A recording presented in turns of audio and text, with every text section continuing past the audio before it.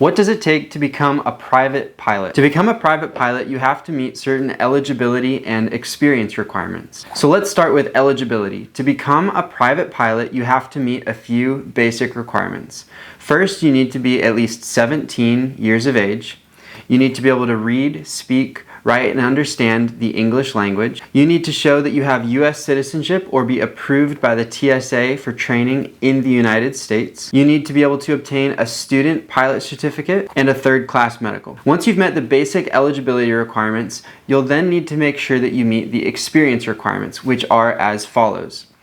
The basic experience requirements are 40 hours minimum of total flight time. 20 of those must be dual flight training and at least 10 of those must be solo flight. So obviously 20 plus 10 does not equal 40, so the other 10 can be met as necessary. Usually that will be at least 30 hours of dual and 10 hours of solo. So for the dual requirements of at least 20 hours, there are some other requirements within there that we need to look at. You'll need 3 hours of cross country, 3 hours of nighttime, 3 hours of simulated instrument time, and 3 hours of practical preparation towards the check ride within 2 calendar months prior to the check ride. Now for your 10 hours of solo, you must have at least 5 hours of cross-country solo, one of those flights being at least 150 nautical miles with full stops landings at 3 different airports, and you must have 3 takeoffs and landings to a full stop at an airport with a control tower. So these are the basic requirements, and once they're met, there's only a few more things that must be done to get your license. Before you can get your license, you're also going to need to pass the written test with at least a score of 70% or higher, and then you'll need to submit what's called ICRA. Now, ICRA is what the FAA uses to submit all pilot applications.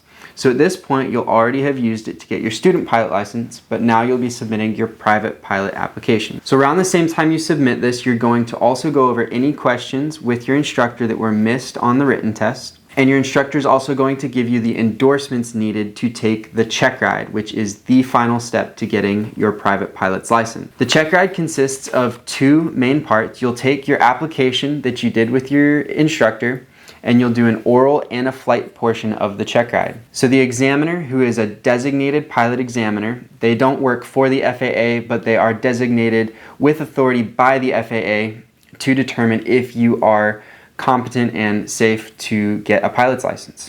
So once you complete both portions of the check ride and the examiner determines that you do meet the criteria, they will issue you your private pilot's license. Now, initially they will issue a temporary certificate that you'll be able to print off that day, but you'll get a permanent certificate mailed to you at your permanent mailing address that you have listed in the ICRA website. If you have any other questions about how to become a private pilot, put them in the comments down below. And don't forget to download the free study guide at the link in our bio. This is for the private pilot check ride. It's a phenomenal study guide. It's free, 100% there to help you pass your check ride.